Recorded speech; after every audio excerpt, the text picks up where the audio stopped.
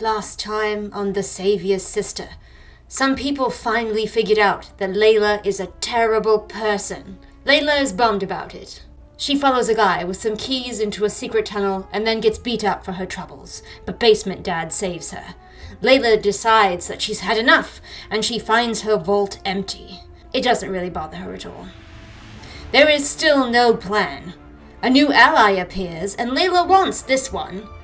Toby and Layla make up, and then they almost have sex again. And now, the exciting conclusion. Last Christmas, you gave me this book. 1,000,000 years later, I am still reading.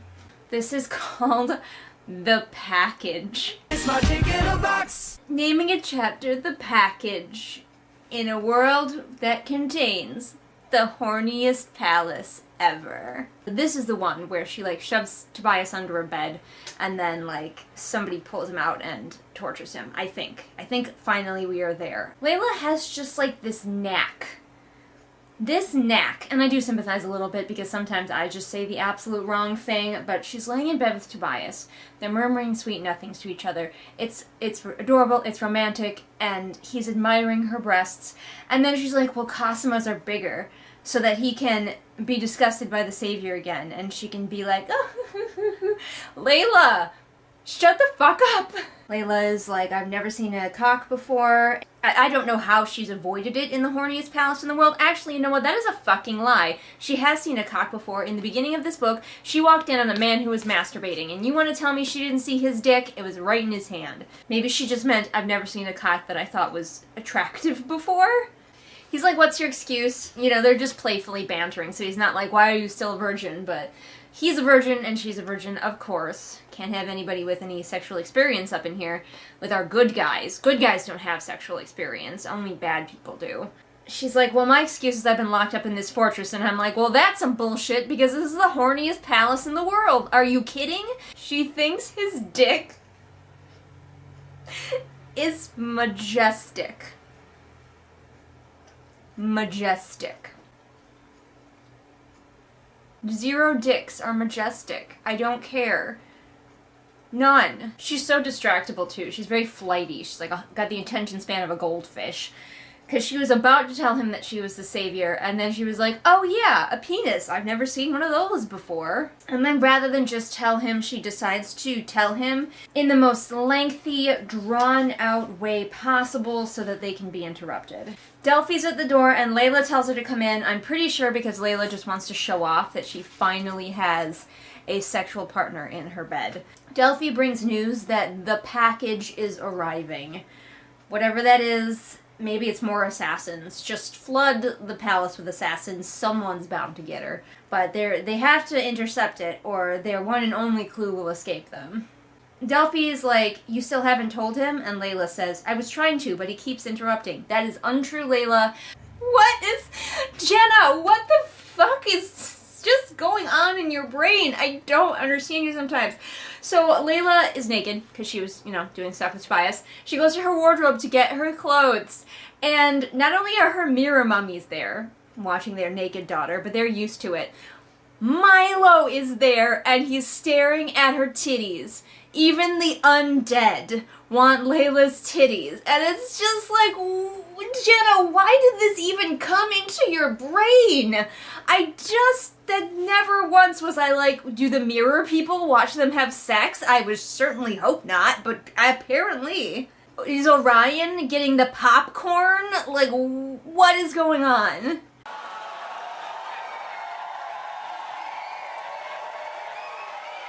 She's fine also with Asher being the guard at her door while she leaves Tobias in the room. She should not govern a realm. Why not have a conversation about Tobias's dick while you're on your way to try to intercept something that might result in your death?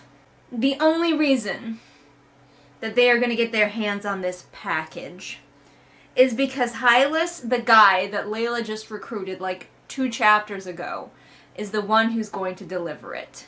I understand that you need to have some conveniences in your book for the book to work. Sometimes your character just needs to happen to be somewhere at the right time.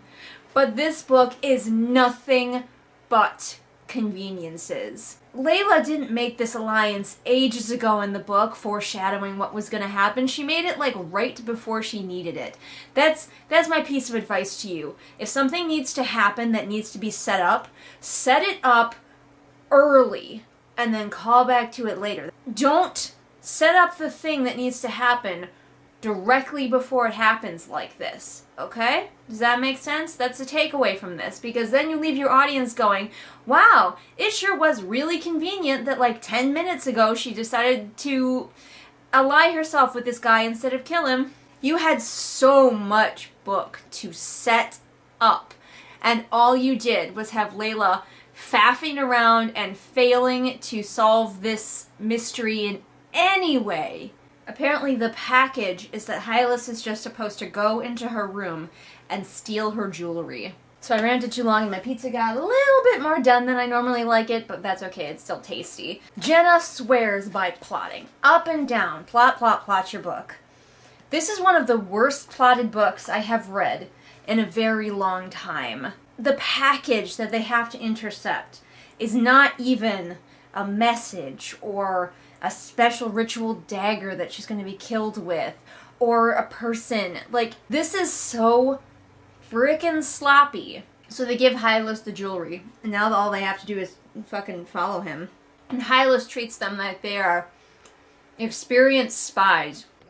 Oh, he's doing his own theme music?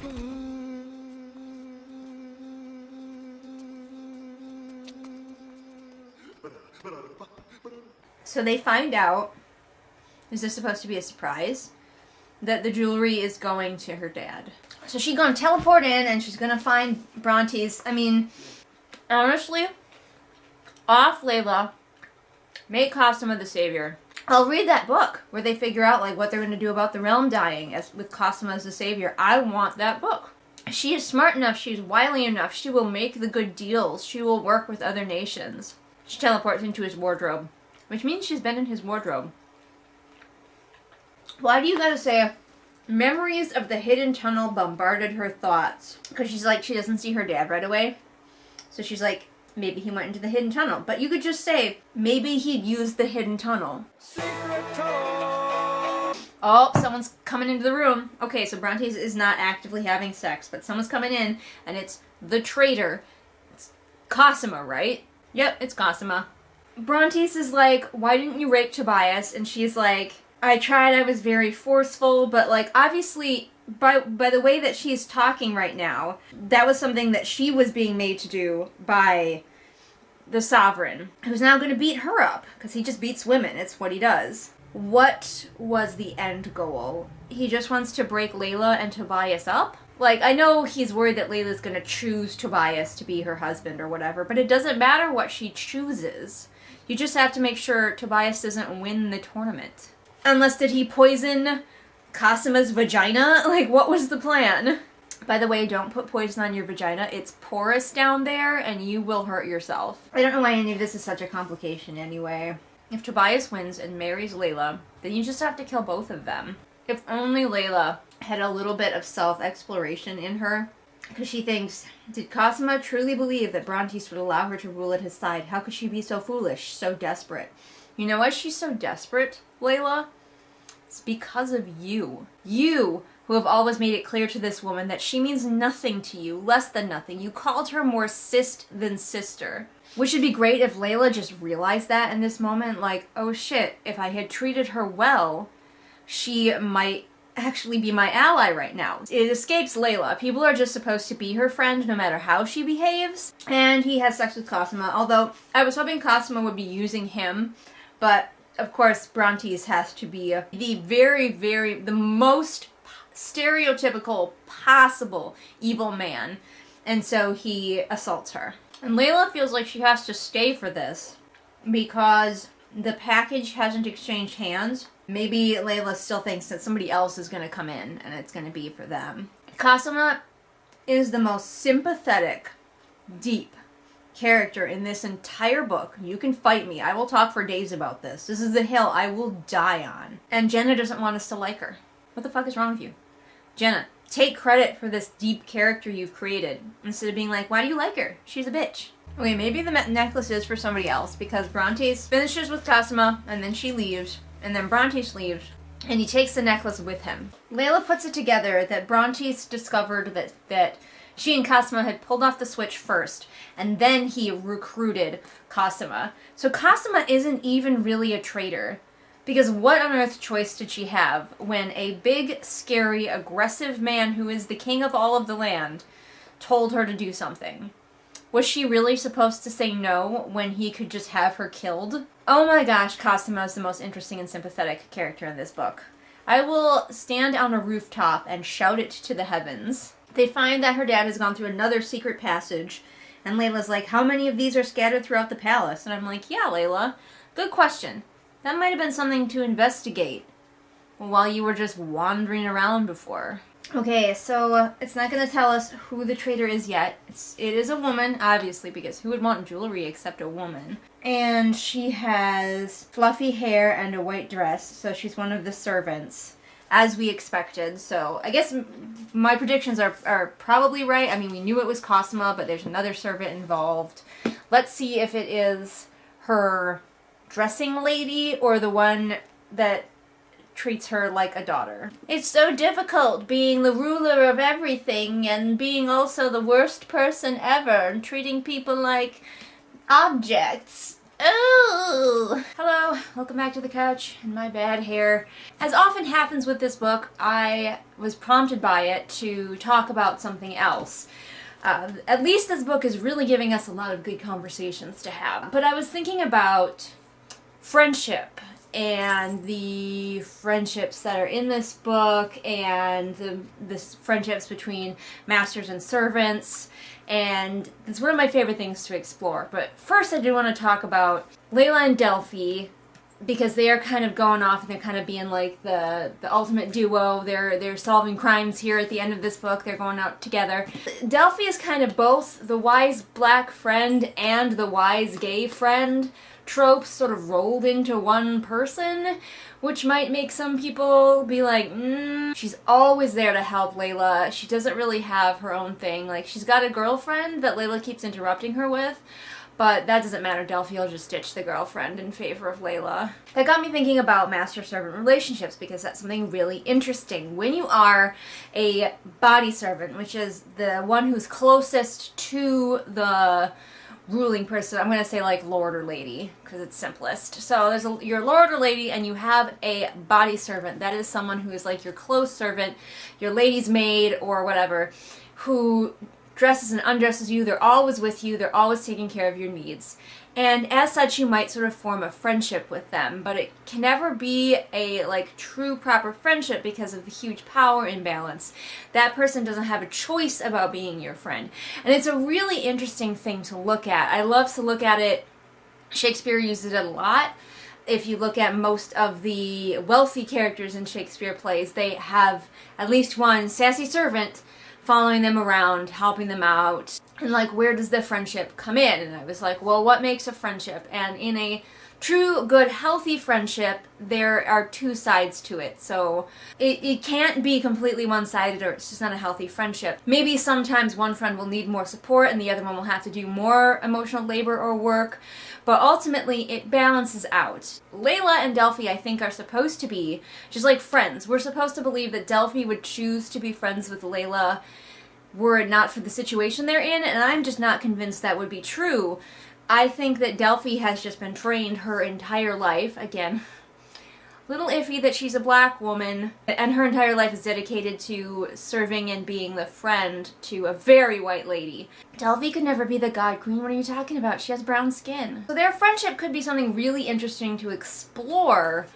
I don't think Jenna ever will, but it could be something really interesting to explore about like what's in it for Delphi. Is it just the money? Is it the power of being the body servant? Because when you're a body servant, you are afforded more power and prestige. You are first hand to the master. The master is looking to you a lot of times for advice. You can boss the other servants. So you have a lot of power even though you are a servant. You're like a high up servant, and Delphi would be that. I think it is a little unsettling that Cosima is the one who sees what an unfair shake she's gotten, and Delphi, the brown-skinned woman, is the one who is just absolutely happy to always be there for Layla, no matter what. I'm always here for you, honey.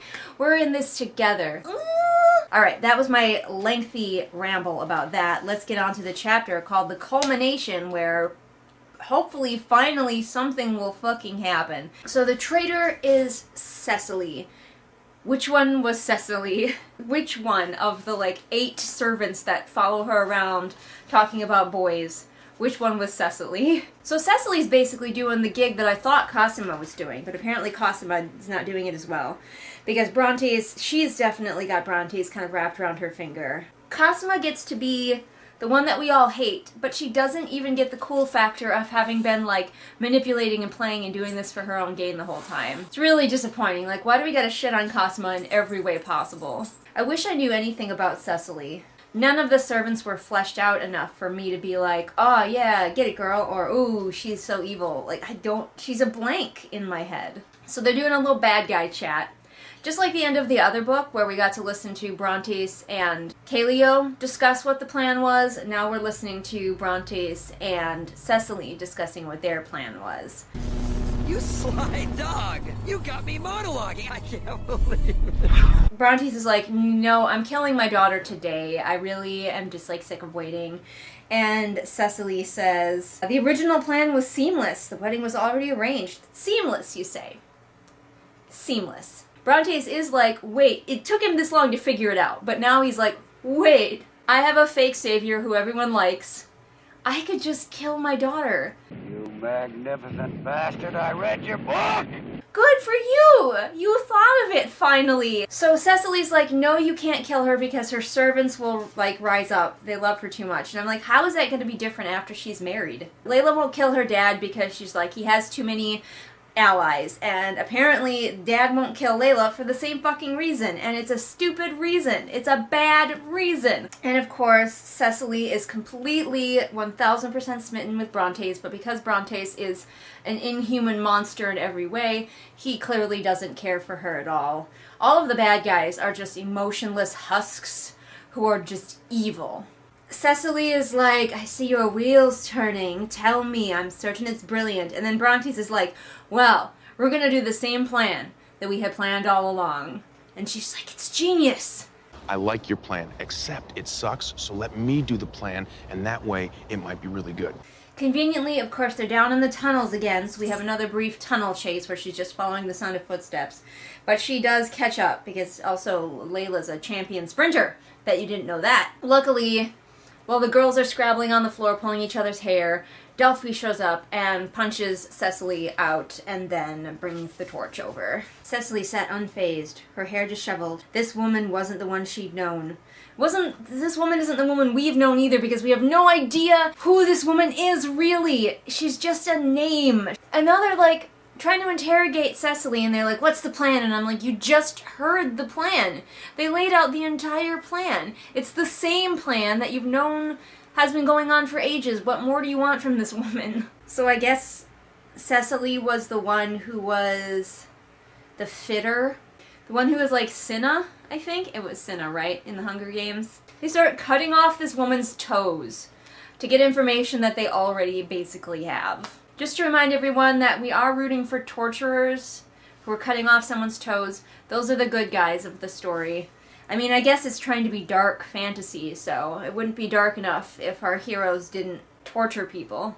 Delphi, by the way, is just as bloodthirsty, if not more bloodthirsty, than Layla right now.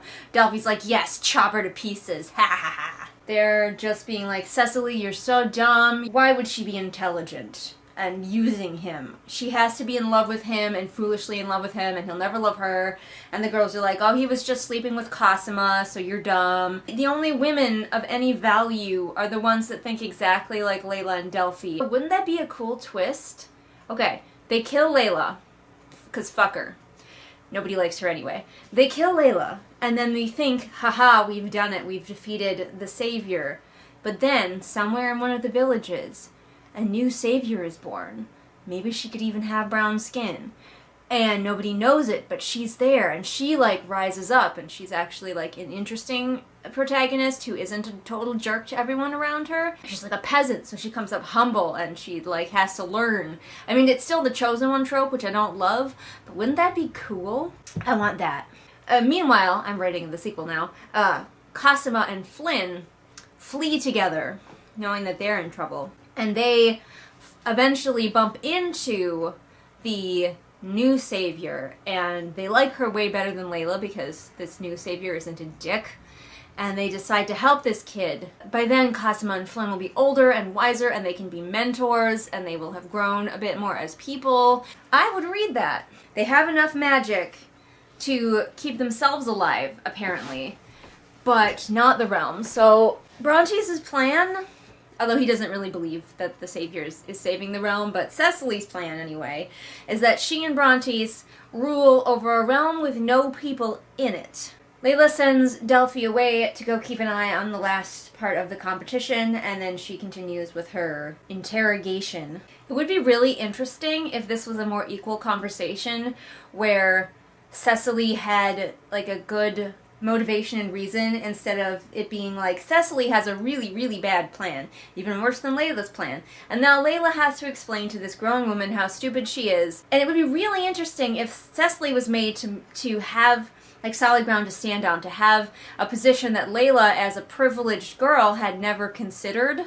Like, we find out that she used to be a noble and she became a servant to be with Brontes, but what if that wasn't the case? What if she was always poor and a servant, and what if she's worked her way up through the ranks and she's nearly to the very top, and she's like, I don't care if he doesn't love me. You know, there's things that Layla might not have thought of as her privileged self that a servant would want and would do anything to get, but instead it's going to be Cecily being like, I love him, and Layla being like, he doesn't love you, don't you see that? Layla's also completely merciless. If we're to believe that she and Cecily have enough of a relationship that she's hurt by Cecily betraying her, Layla doesn't hesitate to start carving pieces off this woman. Throw in some memories of ways that she and Cecily had connected in the past, so Layla can be like, I really don't like doing this. But instead it just makes Layla seem completely heartless and bloodthirsty when she's like, you betrayed me, so our relationship is over, and I have no good feelings about you at all, and no conflicted feelings about you at all. You betrayed me, so now I have to take you apart piece by piece. So Cecily kicks Layla, presumably with the foot that still has toes on it, and Layla loses her weapon, and then Cecily grabs it and, like, hobbles away into the darkness. Go, Cecily, run! We're supposed to feel sorry for the pain that Layla is in. She's, like, sore from running around in the tunnels. And, like, you just chopped off a woman's toes. But, yeah, you maybe have a Charlie horse, Layla. Poor baby. The palace has a legitimate maze of tunnels underneath it.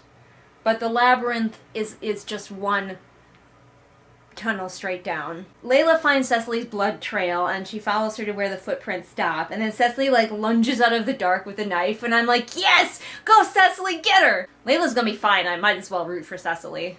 Why are you losing this fight, Layla? Why are you losing it to a woman who is a servant and has lost a lot of blood right now? This is our climax, I'm pretty sure. This is what we get. Layla fights in a dark tunnel with a woman we don't care about who is already severely injured. I don't feel anything remotely victorious about this. Obviously, Layla eventually wins. This poor servant woman doesn't have a fucking chance, and yet this is supposed to be a climactic, tense battle.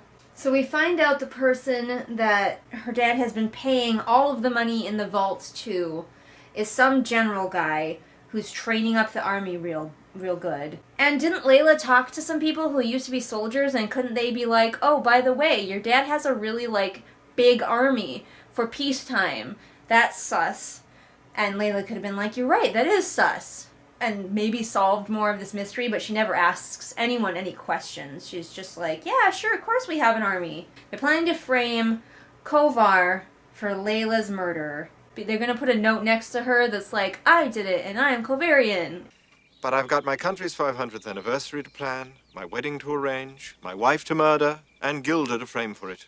I'm swamped. He's going to conquer everyone along his way because he wants to rule the world, because he is so paper thin as a character that he would literally blow away in a strong breeze. I mean, a good plan for ruling the world would be to keep your home base nice and strong by not letting it die, but I guess Layla thinks it all made sense. Sure, Jan. And then Layla, having gotten what she thinks is all the information she needs, stabs Cecily in the throat.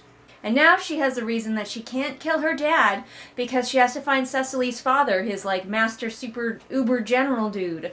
Layla didn't need a physical fight as her climactic battle. If during this book she was actually assembling the clues and being smart and putting things together, there could have been a really great moment where she revealed all the things that she knew, but I think Jenna thinks that you have to have some kind of physical fight. Also, Layla never figured a single thing out in this book that wasn't handed to her and then carefully explained. She decides to go back to her chambers to tell Tobias who she really is, but when she gets there, the window's open and she's like, oh shoot, I'm glowing, so she hides it.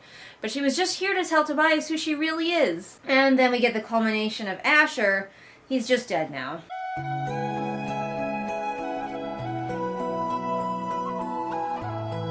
And of course Tobias is gone because he was snatched away to go be tortured and shit. Layla's response to that is to go running through the palace screaming Tobias's name. She is a tactical genius. Delphi finds her, probably because she's running around screaming, and is like, Tobias is in the culmination! And then Layla just teleports away, leaving Delphi there. By the time she gets there, Tobias has already killed Kaleo, and now Layla is just surrounded. She's up with her dad and her sister on the, like, royal viewing area, and now she's surrounded by guards and dealing with them. Apparently Flynn had, I don't really remember, but he'd somehow gotten the better of Tobias, and he was just about to kill him. But Tobias is like, Layla, I love you right before I die. And then she finally, like, uses her power. And she teleports down to Tobias, and she's all glowy. This is what I am. So apparently you do faint the first time you see her. Layla hears other people just fainting in the stands. Tobias does pass out as well. Layla teleports to Delphi's room with Tobias, which would be hilarious if Delphi was in there having sex again. I mean, it would make no sense for her to be, but it'd be hilarious if she was. And all the servants, 1, 2, 3, and 4, and probably other ones, come stumbling in like it's some sort of sitcom thing, and they're just like falling over each other. That's what I picture. They're all like, fetch bandages and stuff, and it's like, just fucking heal him. Use the power of love, bitch. Of course, these are all good and loyal servants who love Layla for reasons. And of course, we just have to have these people gushing over Layla. You are the one true savior. We're here to serve. We'll prove ourselves faithful yet. There were only 2 kinds of people in this world. Filthy traitors who want Layla dead, and good and loyal people who are upstanding and right. This utter lack of nuance is just driving me crazy. All of these other servants are here and they're bustling around her and they're like, let's get you into some clean clothes, let's heal your boyfriend. I don't know, I don't even have the words today for how frustratingly blank all of these characters are, how much they might as well just be robots here to serve Layla. This chapter is so fucking long. It's almost over. They're like, Layla's upset, so soothe her, and then someone's soothing Layla, and it just feels like a program designed to give Layla everything that she wants and needs in this moment. And I think it's supposed to be like a victorious moment for Layla where she realizes she has a small group of friends. You know, she doesn't have anything compared to what her dad has, but she has these people. Except for it doesn't feel like a culmination of alliances she's made or people whose trust and love she has earned. If Layla had ever really thought of her servants and treated them as anything more than just servants, maybe this would mean something. But they're just servants who for some reason decided to throw their alliance in with her instead of her dad. Finally, Delphi shows up and their whole little, like, team is together, most of whom I can't tell apart from each other. This feels like this was thrown in at the request of a beta reader because it's really random. The servants were all given instructions by Mosumi, who's just like commanding them. Before the servants could scamper off, Layla corralled them, lending each one her shadow walking before sending them out. It feels like it was just put in that sentence at the last minute when some beta reader was like, hey, isn't she really putting the servants in a lot of danger right now? And then Jenna was like, oh, she totally gives them shadow walking, so they'll be fine. She's talking to Fawn, who I guess she accused before, and she's like, we're friends, right? She took Fawn's hands. I'm so sorry. We're friends, Fawn smiled. I understand. You are not friends. These people have made the tactical decision to side with the person that they think is the rightful ruler. Oh, we remember that Pippa exists. Pippa has not been on the page in a very long time. And Layla's finally like, oh, go find Pippa, by the way, make sure that she's safe. And then once all of her servants are away doing, not her bidding, because she didn't really have a plan for them. Masumi, the lead of the servants, was the one who was giving orders. But now Layla's alone, and she can heal Tobias finally, and then he can wake up and be like, oh, you're the savior, but I still love you. We're so close to the end, guys. I'm gonna stop again, but I think we might be on the last chapter. Alright, everyone, we're here. We're back for the final chapter. Da-na-na-na. I've got everything prepared. I've got my boyfriend, Garrus. He's with me. I have this amazing earring that my husband got me. And I have this shirt that I made myself, which you can get on my Redbubble if you're interested. And we are going to finish this friggin' book. I think there's only one chapter left, but even if there's not, we're just going to go through till the end. The back is all crinkly now because it was sitting on the coffee table, and Avi the ferret is essentially just a cat, but long. So she loves to knock over glasses of water, and she did that. And so the last little bit is a little wrinkly. It's texture. It's got some texture.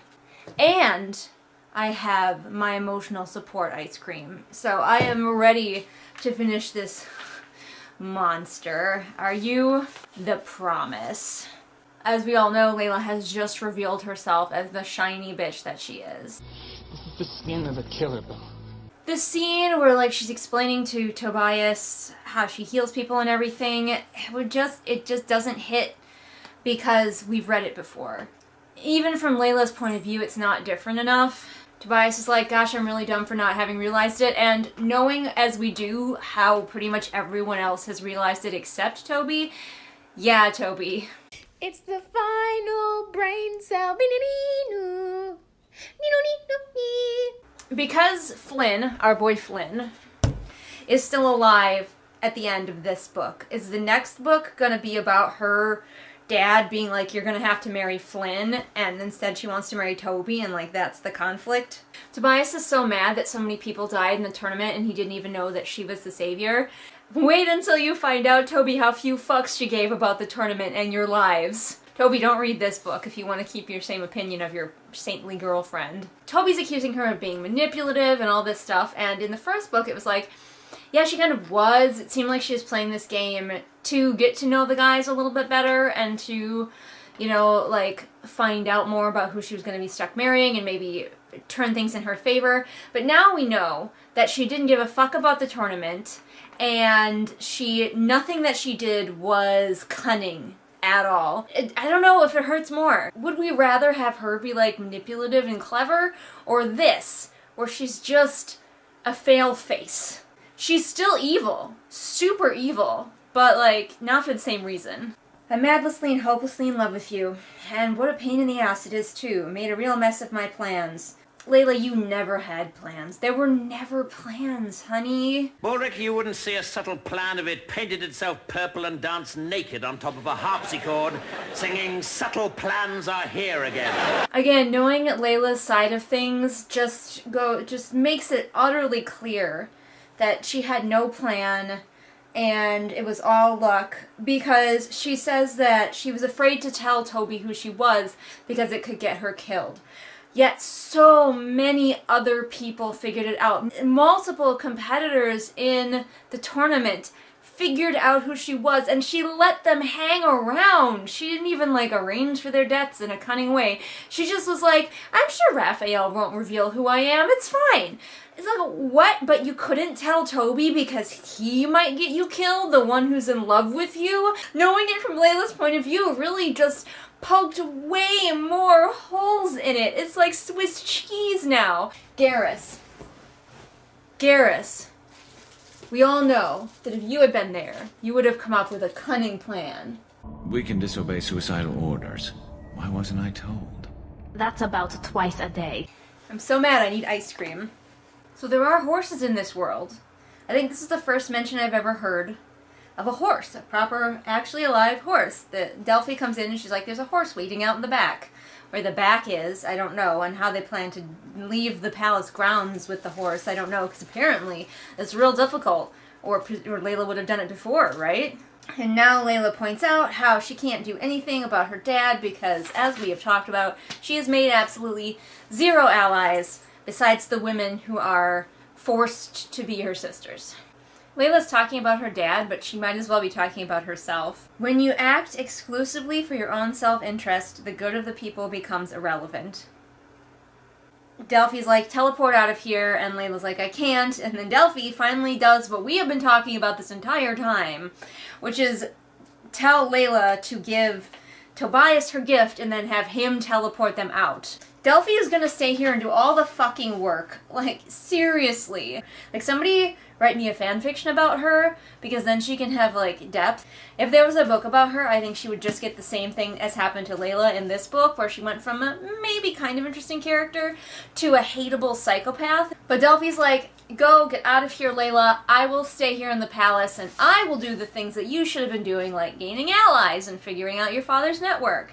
And oh my gosh, Layla is so superfluous in her own life. Are they going to be teleporting the horses as well? Because I can tell you right now that a horse would not handle being teleported super well. So just maybe don't be sitting on them when you teleport, and then be prepared for them to freak the fuck out. Luckily, there's a gigantic forest, apparently, that Tobias knows about, even though he was working in sugarcane fields, but I guess there's a nearby gigantic forest. So Tobias teleports them to a shack, and she thinks, is this how poor people live? Okay, so apparently, I thought it was a shack in the woods, but I guess this shack is Toby's house. I thought he lived, like, near the town, and there would be other people within sight of this glowy bitch walking through. But the mother and sister are here. Naomi is immediately charmed by Layla, Naomi being Tobias' sister, and she also just hates Cosima right out of the gate. That's not how that works. Okay, so first Layla is like trying to heal Naomi, and I don't know if they're going to tell us how much she managed to heal. I'm guessing that she's not going to heal Naomi fully, that Naomi will still be disabled, but that she's going to get rid of like a lot of the side effects. But then they take everything out that they need. They're going to the forest, and they attach a wheelbarrow to a horse like a cart, and I'm like, excuse me? No. They're like, they just attach it to the saddle like a cart, and I'm like, no, they don't. No, they don't. They do not do that. Alright, so they're all out in the yard, and they're all, like, holding on to each other so they can all teleport away. Horses are charging up the road because it's Brontes, and they all go poof in blinding teleportation light and presumably whisk themselves away to the forest.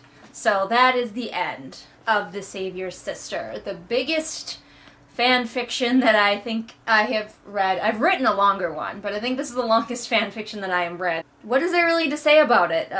I fully stand by my sentiment that that book should not have existed, that Jana should have spent her time writing the next book in the series instead of writing the same one over again. I feel that it's likely to lead to burnout.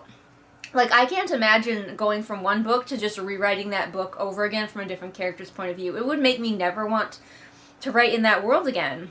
So she's got these big plans for the Savior series, but I feel like this was a total, like, stumble right out of the gate. A lot of people like the Savior's Champion, and even though it wasn't necessarily my thing, I'm still able to see why people liked it. But honestly, this, I really struggle to see why anyone would like it. I guess for the same reason that people like fanfiction. It's just more of the thing that you want. This is the sort of thing that you go back, here Garrus, hold my book, that you go back and you write this after you finish the series, and you want to make a little bit more money from the fans. You go back and you write this. This is not book 2. Now, can I say anything nice? The writing was okay. Some of the banter could be fun. If we cared about the characters, it would be way more fun, but the banter could be there.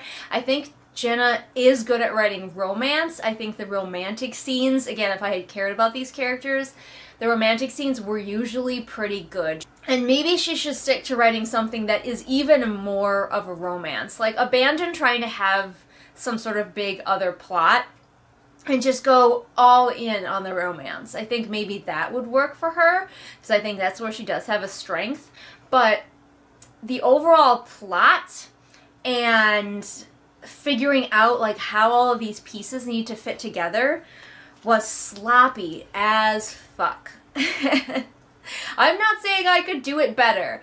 I'm saying I would not have tried this. I'm saying I would not have touched that with a 10-foot pole. You know, if somebody was like, rewrite one of your books from another character's point of view, I'd be like, thank you, no, I will not be doing that. And of the two books, if I was just reading these like blind and I had to guess, the stereotype of pantsers is that we are bad at plots. And going in with that stereotype, I would have been like, yeah, this one was pantsed. You guys know there were so many times where it's like, this could be a whole arc, this could be like complete a damn thought. But she never seemed to be able to nail it, to catch it. She presented it to herself on a silver platter, and every time she failed.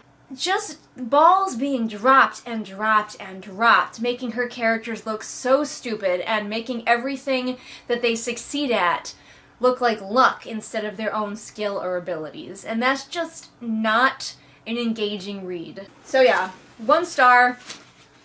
I gave, I think, The Savior's Champion 2 stars because I could see what other people could like about it, and I could see that some of the writing was pretty solid. Skip this. Skip it. I bet you can skip it, and you'll be fine in the next book. I'm interested to see what she comes up with next. I will send a fully armed battalion to remind you of my love. What's the point of the mirror mummies? What's the point of her being able to see people's auras? I really hope that all of that is going to be something later, because otherwise, what the fuck? I really hope that Delphi gets out into the world and finally gets a chance to realize that there's so much more to life than serving this stuck-up psychotic bitch. I don't know if Cosima is being set up to potentially be a villain, like, later, or if Cosima is not even allowed to be, like, intelligent enough to be a villain later, if she has to just be the butt of a joke, essentially. What I could maybe picture happening is that Cosima is going to get married off to Flynn, and her dad's going to, like, keep up this facade somehow, and then he's just going to rule in the shadows.